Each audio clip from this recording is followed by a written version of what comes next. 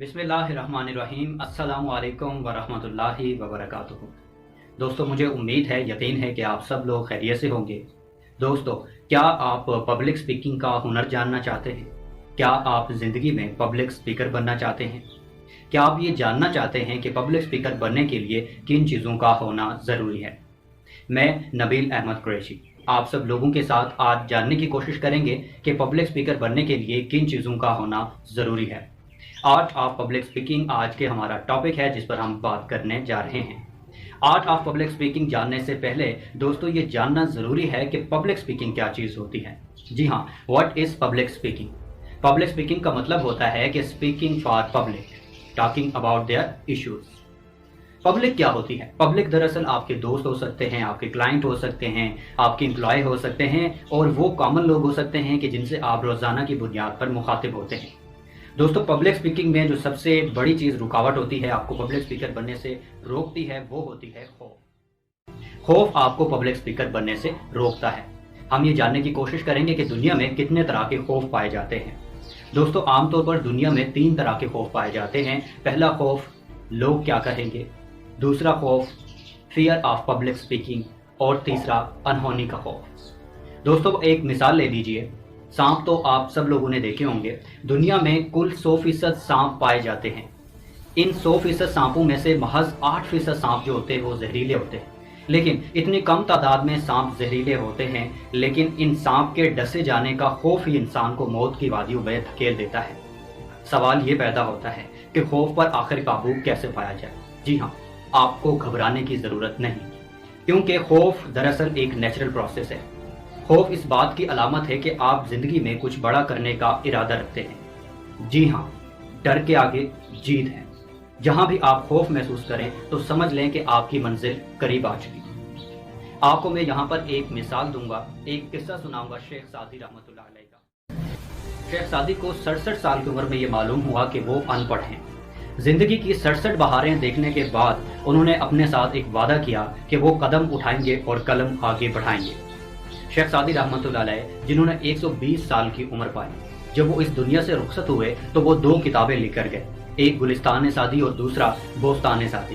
دوستو، یہ 2 کتابیں ہیں جو آج 1000 سال گزرنے کے باوجود بھی پوری دنیا میں پڑھائی جاتی ہیں۔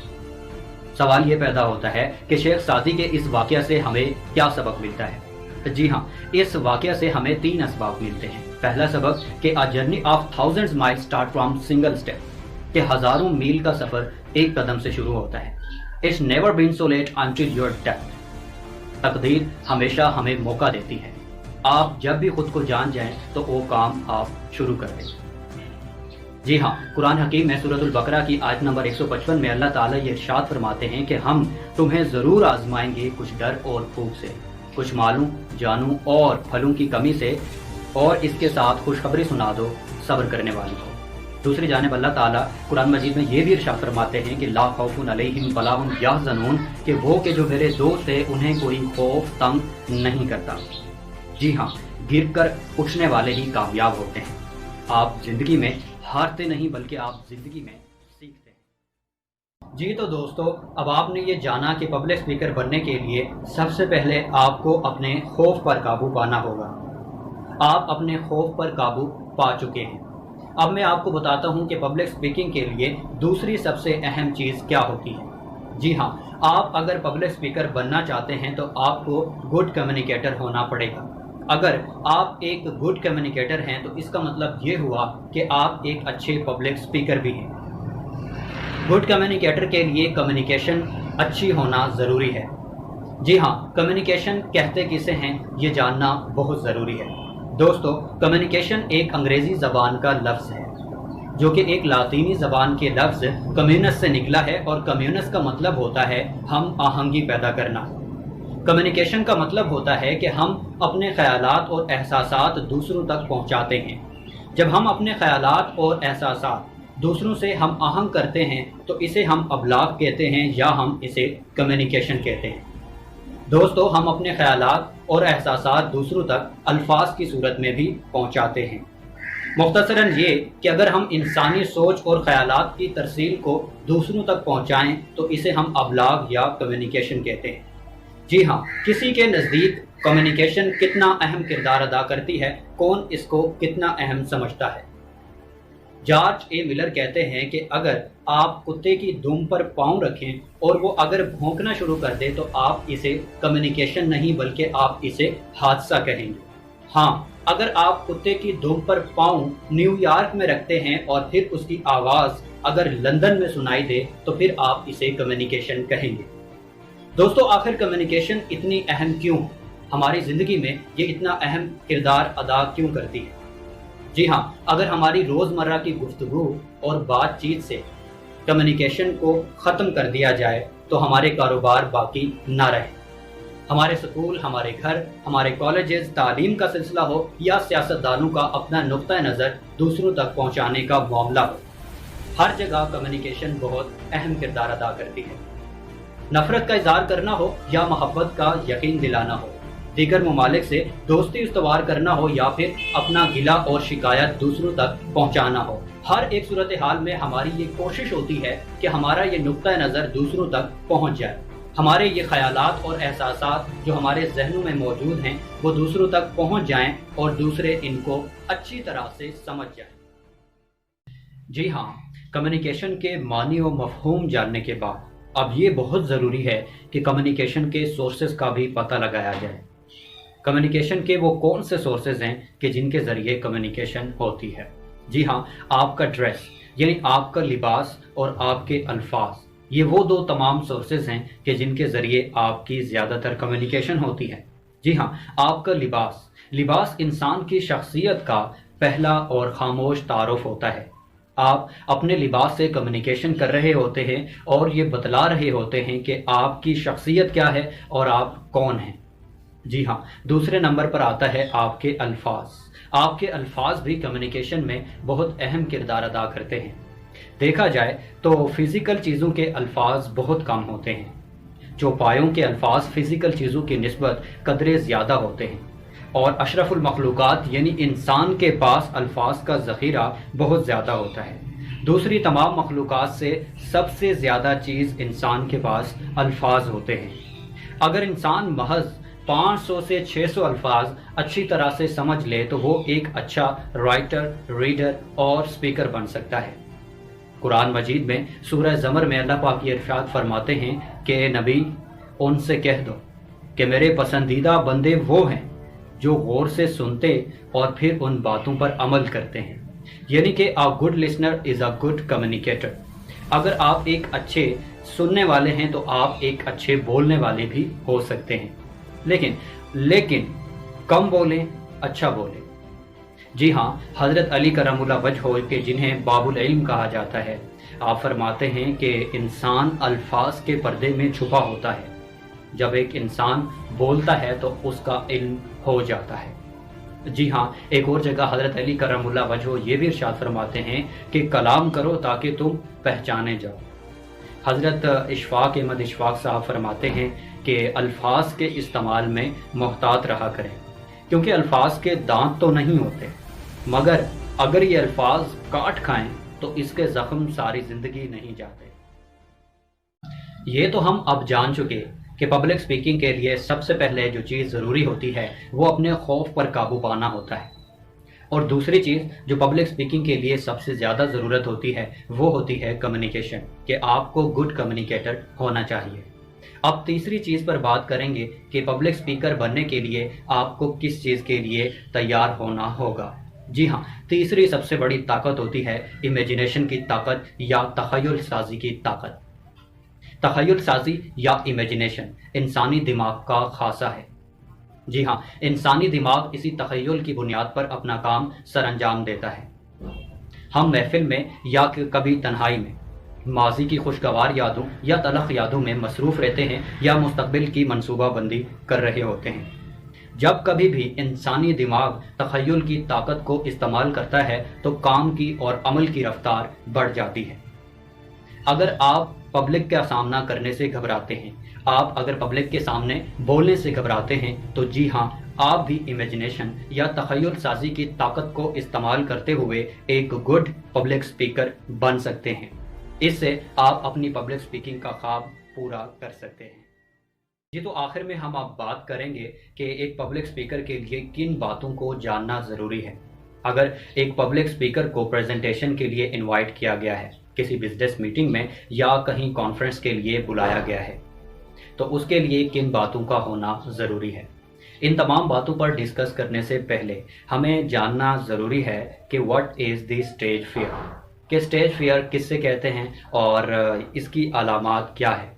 जी हाँ, स्टेज फियर ऐसे खौफ को कहते हैं कि जो हम पर तारी होता है जब हम किसी स्टेज पर स्पीच वगैरह के लिए या प्रेजेंटेशन वगैरह देने के लिए जाते हैं।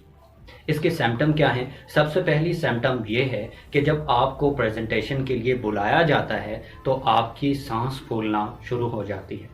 जी हाँ, जब आपकी सांस फूलना शुरू होती है तो साथ में आपका पसीना भी बहना शुरू हो जाता है। साथ में आप अपनी आंखों को झपकाना शुरू कर देते हैं और फिर आप अपने होंठों को मिलाकर मुंह को बंद कर लेते हैं। जी हाँ, आप अपने चश्मे को बार बार दुरुस्त करने लगते हैं और साथ में अपने बालों पर हाथ भी फेरना शुरू कर देते हैं। ये तमाम सिम्टम्स हैं स्टेज फियर की। अब इन तमाम स्टेज फियर्स पर काबू कैसे पाया जाए? जी हाँ, स्टेज फियर पर काबू पाने का सबसे आसान तरीका ये है कि जब आपको कहीं भी प्रेजेंटेशन वगैरह के लिए तलब किया जाए तो ये आप ज़रूरी इस बात का ख्याल रखें कि आप जो कंटेंट तैयार कर रहे हैं, आपका कंटेंट जानदार होना चाहिए। आपका कंटेंट जानदार होना चाहिए और आपका कंटेंट अच्छे से तैयार भी होना चाहिए। आपका कंटेंट अच्छे से तैयार होने का एक फ़ायदा होता है कि जब आप उसे अच्छे से तैयार करते हैं तो इससे आपकी खुद एतमादी में इजाफा होता है। जी हाँ, अगर आप कहीं प्रेजेंटेशन के लिए आपको तलब किया गया है और फिर आपके ऊपर स्टेज आप फियर तारी है तो आपने उस पर किस तरह ओवरकम करना है। अगर आप पर कपकपी तारी है और आपका अगर सांस फूलता है तो इसके लिए आपको मैं एक ट्रिक बताऊंगा। वो ट्रिक ये है कि आप लंबे लंबे सांस लें। 3 से 7 मरतबा इस सांस की टेक्निक को आपने दोहराना है। सांस को आपने नाक के जरिए अंदर लेकर जाना है और फिर पेट को बाहर की जानिब ढकेलना है। और इसके बाद फिर आप जब ऑक्सीजन को, कार्बन डाइऑक्साइड को बाहर निकालने लगेंगे तो उसके लिए आपने एक काम करना है कि आप जब कार्बन डाइऑक्साइड को बाहर निकालने लगे तो आपने पेट को अंदर की जानिब धकेलना है।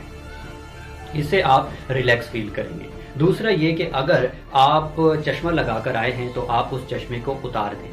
अगर आप चश्मे को उतार नहीं सकते तो फिर आप तसल्ली करें, आपका चश्मा कहीं नहीं जाने वाला। जी हाँ, कहीं भी प्रेजेंटेशन पर जाने से पहले जो चीज़ आप दूसरों को समझाने लगे हैं, ये बात आप ज़रूरी अपने जहन में रखिएगा कि सबसे पहले आप वो बात खुद को समझाएं। और वो बात किस तरह खुद को समझाएंगे? खुद को समझाने का एक आसान तरीका प्रैक्टिस है कि जब आप अपना कंटेंट तैयार कर लें तो आप कंटेंट पर बार बार प्रैक्टिस करें। जब आप अपने कंटेंट की बार बार प्रैक्टिस करेंगे तो इससे आपको चीज़ों को समझने में मदद मिलेगी और आपका जो पॉइंट ऑफ व्यू है वो क्लियर होगा और आपको ये भी समझ आएगी कि आपने किसी को क्या चीज़ किस अंदाज में समझानी है। तो आपका कंटेंट अच्छे से तैयार होना चाहिए। कहीं भी प्रेजेंटेशन पर जाने से पहले ये बात आप अपने जहन नशीन कर लीजिए कि ड्रेसिंग बहुत ज़्यादा मैटर करती है। जी हाँ, आपकी ड्रेसिंग अच्छी होनी चाहिए।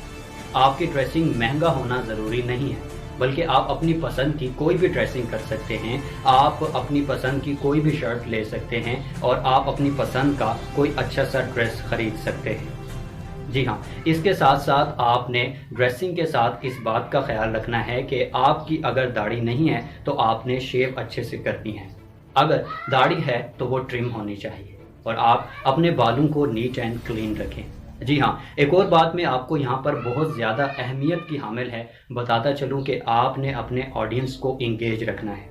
कि अगर आप बेहंगम बोले जा रहे हैं, आपकी तवज्जो ऑडियंस की जानिब नहीं है, आप खुद हेजिटेट हैं, परेशान हैं, तो फिर ऑडियंस भी आपको कोई तवज्जो नहीं देगी। जब ऑडियंस आपको कोई तवज्जो नहीं देगी तो फिर उसकी वो बोर हो जाएंगे। आप अपनी अच्छे से प्रेजेंटेशन नहीं दे सकेंगे और आप देखेंगे कि वो या तो मोबाइल फ़ोन से खेलना शुरू हो जाएंगे और या तो फिर वो अपने बालों पर हाथ फेरना शुरू हो जाएंगे और अक्सर तो आपकी उस जगह से उठकर चले जाएंगे, जिससे आपकी प्रेजेंटेशन का मकसद पूरा नहीं होगा। سو اس کے لیے ضروری ہے کہ آپ اپنے کنٹینٹ کو اچھے سے تیار کریں۔ جی ہاں، کسی بھی جگہ پریزنٹیشن دینے سے پہلے آپ اپنے تمام خیالات کو یکجا کر کے آپ کسی پیپر پر یا پاور پوائنٹ پر اپنے خیالات کو بلٹس کی صورت میں لکھ لیں یا پھر آپ زبانی یاد کر لیں، اور پریزنٹیشن پر جانے سے پہلے آپ یہ بات اپنے ذہن نشین کر لیں کہ کیا آپ نے پیٹ بھر کے کھانا کھایا ہوا ہے۔ جی ہاں، پریزنٹیشن پر جانے سے پہلے آپ کو پیٹ بھر کے کھانا کھانا چاہیے۔ اگر آپ نے پیٹ بھر کے کھانا نہیں کھایا تو آپ پانی پی لیجئے۔ اگر آپ نے پانی بھی نہیں پیا تو پھر آپ کچھ میٹھا کھا سکتے ہیں۔ جب آپ کچھ میٹھا کھاتے ہیں تو اس سے آپ کا انرجی لیول بڑھ جاتا ہے اور پھر آپ پریزنٹیشن ایزیلی دے سکتے ہیں۔ جی ہاں، اور اس کے بعد آپ نے اپنی آڈینس کو انگیج رکھنا ہے۔ ایک تھاٹ ایک ٹائم اور ایک پاز۔ کیسے؟ کہ جب آپ بولنے لگے تو آپ بے ہنگم نہ بولیں بلکہ آپ پاز لے کر بولیں۔ آپ کی کمیونیکیشن میں وقفہ ہونا چاہیے۔ اس سے یہ فائدہ ہوگا کہ آپ جو الفاظ بول رہے ہیں اس کی اہمیت واضح ہوگی اور اس سے آڈینس کی انگیجمنٹ بڑھے گی۔ جی ہاں، تو ان تمام عادات پر آپ عمل کر کے ایک اچھے پبلک اسپیکر بن سکتے ہیں۔